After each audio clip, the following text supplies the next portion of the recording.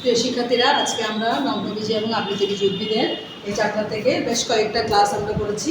আজকে আমরা পুষ্প প্রতীক এবং পুষ্প সংকেত নিয়ে আলোচনা করব। পুষ্প প্রতীক কি? পুষ্প প্রতীক হচ্ছে যে প্রতীকের সাহায্যে একটি পুষ্পের মাতৃ অক্ষের তুলনায় এর বিভিন্ন স্তবকের পুষ্পপত্রগুলোর অবস্থান, সংখ্যা, সমসংযোগ, অসমসংযোগ, পুষ্পপত্র বিন্যাস, অমরাবিন্যাস প্রভৃতি বৈশিষ্ট্য দেখানো হয়, তাকে বলা হয় পুষ্প প্রতীক। পুষ্প প্রতীকে ইংরেজিতে বলা হয় ফ্লোরাল ডায়াগ্রাম। তাহলে পুষ্প প্রতীকটা তোমাদের জবা ফুলের পুষ্প প্রতীকটা তোমাদের লাগবে প্র্যাকটিক্যালে। জবা ফুলের পুষ্প প্রতীকটা আমরা যদি দেখি, দেখো এখানে পুষ্প প্রতীক একটা পুষ্প প্রতীক আঁকা হয়েছে জবা ফুলের। জবা ফুল হচ্ছে মালবেসি গোত্রের। আমরা আগামী ক্লাসে গোত্রের পরিচিতিটা পড়াবো। আগে আমরা পুষ্প প্রতীক এবং পুষ্প সংকেতটা একটু ক্লিয়ার হয়।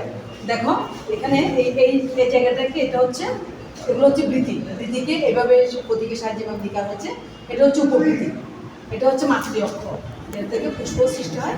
এগুলো হচ্ছে দল, এটা হচ্ছে পুংস্তবক, এগুলো হচ্ছে স্ত্রীস্তবক। এটা হচ্ছে জবা ফুলের পুষ্প প্রতীক। তাহলে যার সাহায্যে মাতৃ অক্ষের তুলনায় বিভিন্ন স্তবকের অবস্থান, সমসংযোগ, অসমসংযোগ, অমরাবিন্যাসে দেখানো হয়, এটাই বলা হয় পুষ্প প্রতীক। এবার আসো পুষ্প সংকেত। পুষ্প সংকেতটা হচ্ছে, এটা ইংরেজিতে বলা হয় ফ্লোরাল ফর্মুলা। পুষ্পের লিঙ্গ, বিভিন্ন স্তবকের সদস্য সংখ্যা, অবস্থান, তাদের সমসংযুক্তি, অসমসংযুক্তি, মঞ্জুরিপত্র উপস্থিতি, অনুপস্থিতি প্রভৃতি তথ্য যে সংকেতের সাহায্যে প্রকাশ করা হয় তাকে বলা হয় পুষ্প সংকেত বা ফ্লোরাল ফর্মুলা। ফ্লোরাল ফর্মুলা লেখার জন্য কতগুলো আমরা প্রথম বর্ণটা ইউজ করা হয়, যেহেতু একটা সংকেত। এখানে মঞ্জুরিপত্রকে মঞ্জুরি মঞ্জুরির ম এবং পত্রের প লেখা হয়। উপমঞ্জুরিপত্রকে এটা লিখে উপমঞ্জুরিপত্র মানে মঞ্জুরি পত্র। প্রভৃতিকে উদ্ভিদ লেখা হয় উপবৃতি। বৃতিকে বৃদ্ধি লেখা হয়, দলকে দটা লেখা হয়। পুষ্পপুরকে পু দিয়ে লেখা হয়। পুংস্তবকে পুং দিয়ে লেখা হয় এবং স্ত্রীস্তবকে গ দিয়ে লেখা হয়। স্ত্রীস্তবকে লেখা হয় গ দিয়ে। এখন আসে এই কিছু সাংকেতিক চিহ্ন আমাদের ব্যবহার করতে হয়।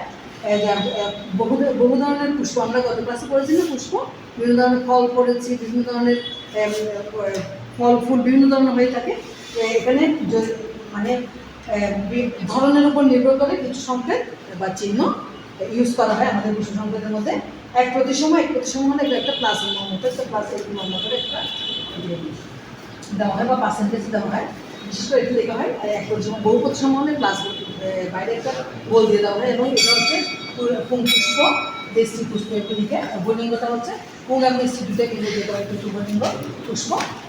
আর বহু সংখ্যা হলে যে লেখা হয়।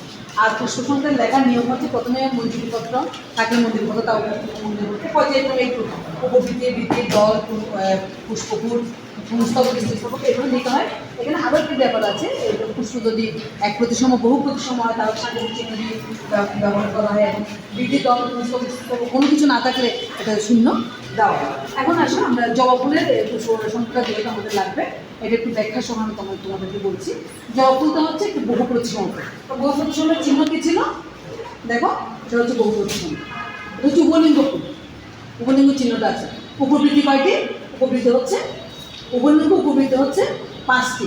এখানে আমি কোনো ব্র্যাকেট দিই নাই, কেন? 5টি হচ্ছে মুক্ত অবস্থায় থাকে এবং বৃত্তি হচ্ছে 5টি। তাই ব্র্যাকেট দিয়েছি কেন? এটা সংযুক্ত অবস্থায় থাকে এবং এটা উপবৃত্তির সাথে সংযুক্ত অবস্থা থাকে, এই জন্য আমরা এটা ব্র্যাকেট দিয়েছি। তবে এটা হচ্ছে একগুচ্ছ ফুল। একগুচ্ছ এটা কিসের সাথে যুক্ত থাকে? এটা দলের সাথে যুক্ত থাকে, এই জন্য দলের সাথে পুষ্পের সাথে পুংস্তবকের সাথে যুক্ত থাকে। এই জন্য এখানে একটা কী দেওয়া হয়েছে? টান দেওয়া হয়েছে। এবং দল কয়টি? 5টি।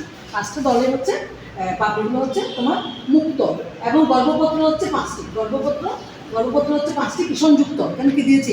ব্র্যাকেট দিয়েছি সংযুক্ত। এখানে নিচে একটা টান দেওয়া হয়েছে কেন?